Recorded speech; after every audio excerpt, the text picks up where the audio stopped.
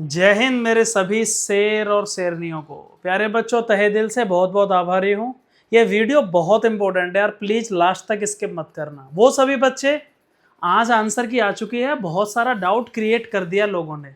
बच्चों के दिमाग में डाउट हो गया है कि ये ओरिजिनल नंबर हैं, जितने आंसर की में बैठ रहे हैं क्या रिजल्ट में उतने ही नंबर आने हैं। प्लीज़ भाई, ये 7 से 8 मिनट का वीडियो बहुत इंपॉर्टेंट होने वाला है। मैं सारे डाउट बिल्कुल क्लियर करने वाला हूँ। इस वीडियो को प्लीज स्किप मत करिएगा। एयरफोर्स फर्स्ट 2027 रिजल्ट आखिर कब तक होगा, ये भी मैं बात करूंगा बिल्कुल एक्यूरेटली, प्रीवियस डेटा के बेसिस पे। और फेज 2 के लिए कितना समय मिलेगा। फेज 2 के लिए पैनिक नहीं होना है, परेशान नहीं होना है। बहुत सारे बच्चे फेज 2 के लिए, जिनके नंबर पता नहीं, उन्हें कोई आइडिया नहीं है। कोई 24 वाला बच्चा भी कह रहा है सर मैं फेज 2 के लिए जा रहा हूँ, मैं उस कोचिंग में जा रहा हूँ। प्यारे बच्चों, ध्यान से सुन लीजिए, मैं ज़्यादा देर आपका नहीं लूंगा। पहले तो मैं प्रीवियस डेटा पे चल रहा हूं। इनटेक सेकंड 2023 का एग्जाम डेट था 20 मई को, रिजल्ट आया 15 जून को। कितने दिन लग गए? 26 दिन रिजल्ट आने में। मैं रिजल्ट की बात कर रहा हूं कि रिजल्ट एक्यूरेटली कब आ रहा है। मैं फर्स्ट 2024 की बात करूं, 13 अक्टूबर को एग्जाम था, 9 नवंबर को रिजल्ट आया, 27 दिन लग गए प्यारे बच्चे, ठीक है। फर्स्ट 2025 की बात करूं, 17 मार्च को एग्जाम था, 12 अप्रैल को रिजल्ट आया, फिर से 26 दिन बाद रिजल्ट आ गया।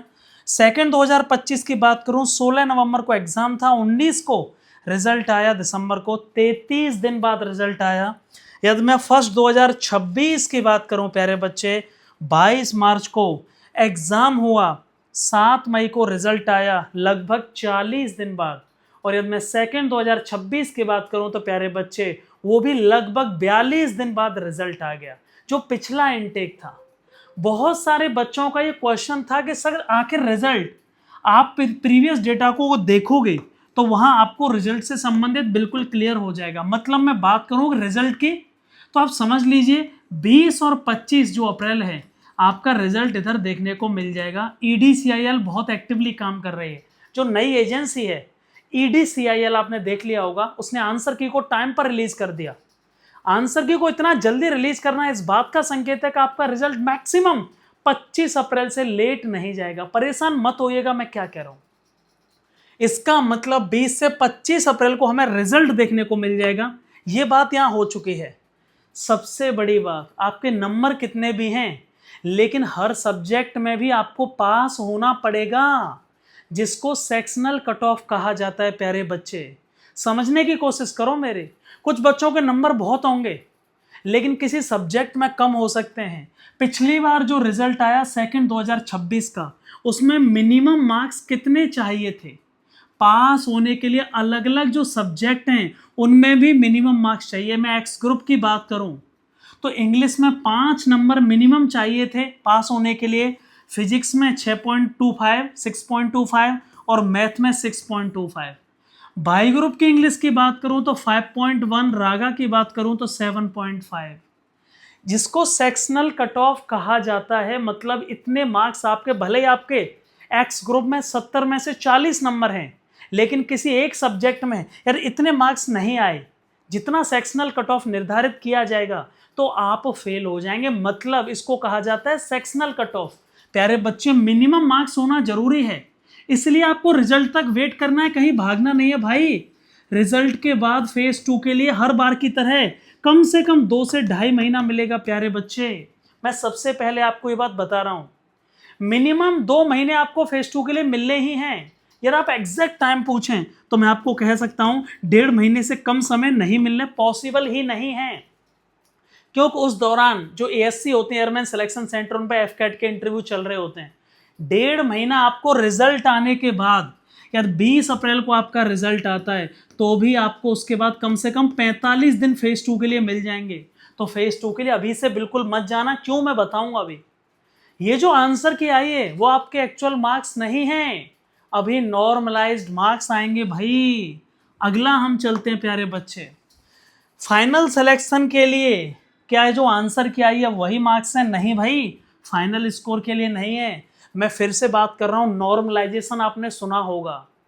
आपका जो रिजल्ट आने वाला है वो नॉर्मलाइज्ड मार्क्स के बेसिस पर आएगा। मैं सीधी भाषा में कहना चाहता हूं, जैसे मान लो आज आंसर की आई है और किसी बच्चे के 25 नंबर हैं और वो दुखी हो गया, सर मैं क्या करूं। अरे भाई परेशान मत हो, शिफ्ट का जो लेवल है वो कैसा है उसके आधार पे आपके 25 के 30 मार्क्स भी हो सकते हैं। जो आज आपके आंसर की के हिसाब से मार्क्स बैठ रहे हैं वो एक्यूरेट नहीं हैं। जो आंसर की आज आई है उसके अकॉर्डिंग यार आप ये मान के चल रहे हो कि ये मेरा फाइनल रिजल्ट है और आप दुखी या खुश हो रहे हो, तो वो सही नहीं है। मैं क्या कहना चाह रहा हूं, आपको रिजल्ट तक वेट करना पड़ेगा। नॉर्मलाइज्ड मार्क्स, ये प्री की कट ऑफ है कौन सी, फर्स्ट 2026 के। मान लो कोई बच्चा बिहार का है, ये बिहार का बच्चा, इसकी एक्स ग्रुप की स्टेट में कट ऑफ कितनी गई थी, 18.88 गई थी और बाई ग्रुप की 23.86 गई थी। ये नॉर्मलाइज्ड मार्क्स हैं। नॉर्मलाइज्ड मार्क्स आपके बढ़ सकते हैं, शिफ्ट का लेवल टफ था, और कम भी हो सकते हैं, शिफ्ट का लेवल आसान था कंपैरेटिवली दूसरी शिफ्ट से। फिर से रिपीट कर रहा हूं, जो आज आंसर की आई है, बहुत बच्चे मुझे कॉल कर रहे हैं, मैसेज कर रहे हैं, बहुतों से मैंने सुबह बात करी कि सर मेरे मार्क्स इतने, क्या फाइनल सिलेक्शन हो जाएगा मेरा। अरे भाई मार्क्स ज्यादा हैं तो भी खुश नहीं होना है, क्योंकि नॉर्मलाइज्ड मार्क्स में कम भी हो सकते हैं। अभी न्यूट्रलाइजेशन होगा, एयरफोर्स नॉर्मलाइजेशन करके रिजल्ट देगी। जो आंसर की आई है उसमें नॉर्मलाइजेशन नहीं हुआ है। जो आंसर की आई है उसमें तो बस ये पता चला है कि मेरे इतने क्वेश्चन सही हैं, इतने मैंने गलत करे हैं और मेरे इतने नंबर हैं। अभी ये नॉर्मलाइजेशन लगेगा रिजल्ट से, और जो रिजल्ट भी बनेगा वो भी नॉर्मलाइज्ड मार्क्स के बेसिस पर ही बनेगा। प्यारे बच्चे समझने की कोशिश करो। पिछली बार जैसे किसी गुजरात की कट ऑफ 23.93 गई थी, तो ये नॉर्मलाइजेशन के बाद गई थी एक्स ग्रुप की, और बाई ग्रुप की कट ऑफ थी 13.07, ये भी नॉर्मलाइज्ड मार्क्स के बेसिस पे थी। आपके मार्क्स भी नॉर्मलाइज्ड मार्क्स होंगे, इंग्लिश में भी बढ़ सकते हैं, फिजिक्स में भी बढ़ सकते हैं, रागा में बढ़ सकते हैं, और इन तीनों में कम भी हो सकते हैं और बढ़ भी सकते हैं। तो मेरा मानना यह है कि जो आज आंसर की आई है, ये अच्छी बात है कि आपको पता चल गया कि आंसर की में मेरे नंबर इतने थे, लेकिन 12 नंबर तक नॉर्मलाइजेशन बढ़ा हुआ है। पिछली बार 12 नंबर तक नॉर्मलाइजेशन बढ़ गया था और कम भी हुआ था, 4-4, 5-5 नंबर तो नॉर्मली सबका बढ़ा था। तो बिल्कुल भी बच्चा इसको पैनिक ना हो, इसको लेकर के पैनिक ना हो, मैं यही कहना चाह रहा हूं। जैसे अलग अलग राज्य की अलग अलग कट ऑफ आई, स्टेट वाइज और ऑल इंडिया। तो प्यारे बच्चों आपको क्या समझने की जरूरत है, ध्यान से सुन लीजिएगा। फेज 2 के लिए बच्चा बहुत दुखी है कि सर फेज 2 के लिए मैं क्या करूं। भाई आपको कुछ नहीं करना है, बहुत सिंपल सी बात मैं आपको बता रहा हूं।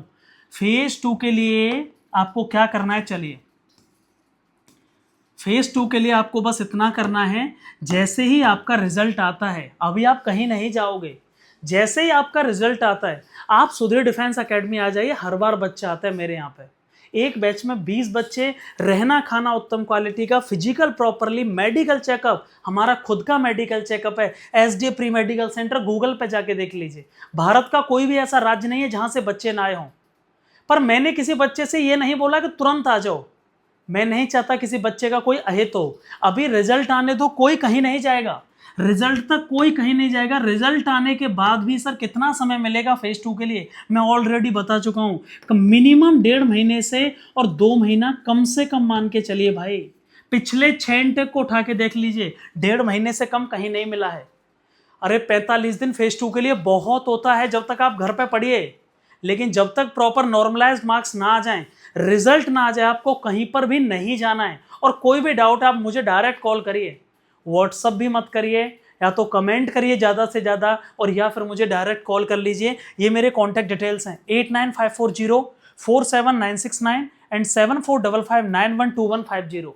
इस वीडियो को बनाने का मेरा मेन मकसद क्या है कि जो आज बच्चा दुखी हो रहा है कि मेरे 23 नंबर रह गए आंसर की में, अरे हो सकता है तेरी शिफ्ट का लेवल टफ हो और तेरे नंबर 23 के 33 भी हो सकते हैं।